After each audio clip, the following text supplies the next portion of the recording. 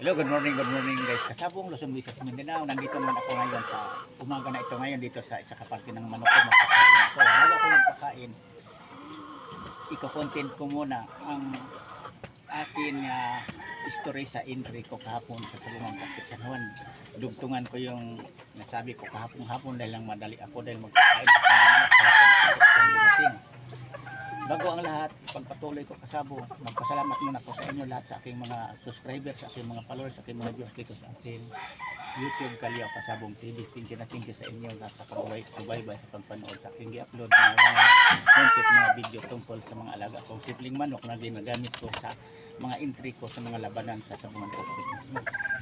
Alam nyo kasabong, dito sa pag-alaga ng manok, lalo sa mga baguhan pa lang, gawin lang talaga ating alalay lang talaga ang paglaban-laban nating manok pagsusugal. Kasi dito sa sabong hiwaga, kailangan kung marunong ka talagang magsabong, marunong kang magsugal, marunong ka rin matalo. Yan totoo. Katulad ng ginagawa ko sa hapon sa entry ko, sakto sa alagang mga manok ko, yung hapon, yung talisay ko, di rin basta-basta ang kalaban ng manok. Talaga, pero panalo. Kaya ang pang last fight ko, pang champion, natalo.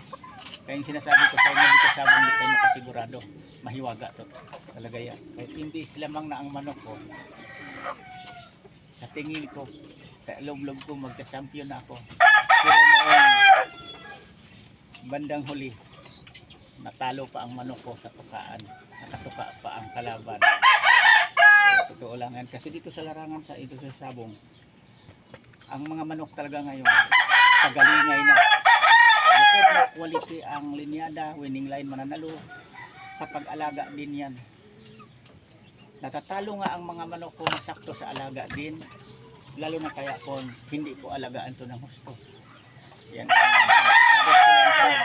Sabi sa akin na kahit anong alaga ng manok, matatalo pa rin yun. O totoo, matatalo pa rin yun. Pero iba talaga ang manok na sakto sa alaga, sakto sa conditioning bago natin i-entry, ilaban-laban yan sa mga Salungang Kapit. Kasi tulad ko, hindi ako nasisiro nga sakto sa alaga ang manok ko. May talo man, pero hindi ko nasisiro. Yan totoo, di ko nakatikim ng zero sa mga entry ko dito. Sa mga linyada sa manok kong ginagamit na sweater at saka sweater gray, yung talisay ko at saka pula. Oo, natatalo nga, pero yung iba na nanalo, lamang ako sa panalo ko sa talo. Pag ito ang gagamitin ko mga kulay at saka yung mga talisay kong tinawag kong sweater gray. Kaya mga baguhan pa lang, huwag kayong magpaniwala ng sinasabi nga kahit anong alaga natin, alagang-alaga, ang talo pa rin yan. May talo naman talaga dahil sabong, pero advantage talaga ang manok na sakto sa alaga. Kasi tulad ng manok ko kahapon na pang last fight na natalo sa totoo lang, yung pula, natalo man yun, pero masayahan ang mga tao nagsisigawan sa labanan dahil talagang bakbakan talaga ng husto. Natalo man yung manok ko, pero sa doon na sa tukaan na. Kasi ang sa aking manok, ulitin ko, tinamaan kasi sa kalambutan, mas unang bumigay, hindi na, wala na talaga buhay, wala nang hininga ang kalaban, may hininga pag kunti, kaya nakatuka pag dalawang beses. Yan totoo dito sa labanan sa manok. Ganon ka tindi ngayon ang labanan sa manok. Manalo man yung manok mo, pero hindi mo na mapakinabangan, hindi mo na mailaban ulit yan dahil manalo yan, patay o kaya wasak-wasak talaga ang katawan yan, baldado. Hindi katulad dati ng mga araw nga ang manok, sa unang magkasabong noon pa ko sa negos sa paglaban-laban ng manok, panahon pa ng papa ko, kapag ang manok ni papa makauna na, sigurado lang panalo. Kasi kung hindi tatakbo ang kalaban, hindi na yan, agresibo pang gumaganting kasama ko sa kalaban. Sa ngayon ang manok, kung masugatan, maunahan man yan, galong manggigigil lalo kung hindi sa kalambutan tinamaan ng totoo. Grabe ang labanan ngayon sa manok, basta-basta, di tulad dati. Walang magbilang o panalo, sa totoo lang. Kahit tanong-tanong nyo yun sa mga naglaban-laban ngayon ng mga manok, sa mga entry-entry, hindi nagbilang ang panalo, pinakamataas na ngayon, 3 panalo. Sabihin ko sa inyo, unang laban pa lang, naranasan ko na yan.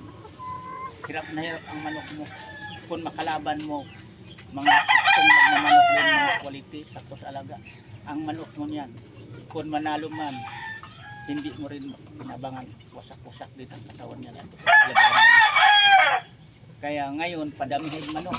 Kung tulad ko, nag-breed talaga ako ng manok kasi kung ang mamanokin mo, ilang-ilang piraso lang, iniglaban mo yan, kung manalo patay. O, maubusan ka ng manok. Kaya ako hindi ko maubusan ng manok kasi tuloy-tuloy ang pag-breed ko. May katulad nito, mayroon kong ganito, may sundan nito, may sumunod naman nito, may kasunod. Hindi ako maubusan ng manok. Yan totoo. Pero kung hindi ako nag-alaga, di ko nag-breed ng manok pag ganitong mga labanan, iniglaban mo isang bis, kaya manalo ka na, o patay, o kahit tabla, gano'n namang sa manok, o kahit baldado, o wala ka na panglaban sa sunod na mga buwan. Yan totoo lang. Pero dito, maipayo ko rin sa inyo, mai-advise ko niyo mga baguhan pa lang. Huwag natin talaga itong gawing bisyo. Gawin lang natin libangan tulad ng ginagawa ko. Nag-entry lang ako kapag medyo may budget talaga nga para pang-entry sa labanan sa manok, pang-sugal sa manok. Ang pang-budget, pang-pamilya, huwag talaga nyo lang galawin para lang sa pang-pamilya dahil ang sabong hiwaga tulad ng nangyari kahapon, napa-champion ko ng manok. Nakauna na, lamang na pero nagantihan pa sa kinalambutan. Una pang bumigay ang manok ko, talo pa kalaban bago namatay. Yan totoo. Kaya ako na mismo nagsasabi sa inyo, nasa inyo na yan kung maniwala kayo sa ating hindi na ang sabong mahiwaga. Madaanan din nyo yan kung mo hintri-hintri kayo sa mga labanan, sa manok, sa mga sabungan taktik mismo, kung kaano katindi ang labanan.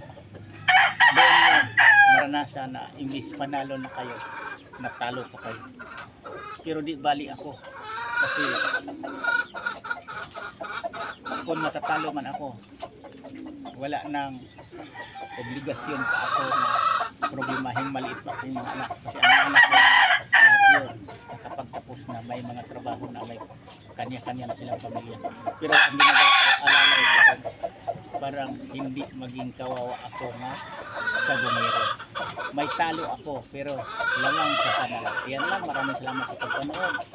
Bukas naman uli, hayaan nyo, i-update ko sa inyo mula di old pa, ipakita ko sa inyo sa mga video kung paano ako mag-alaga ng manok at saka may sample prueba ko sa inyo. Baka bukas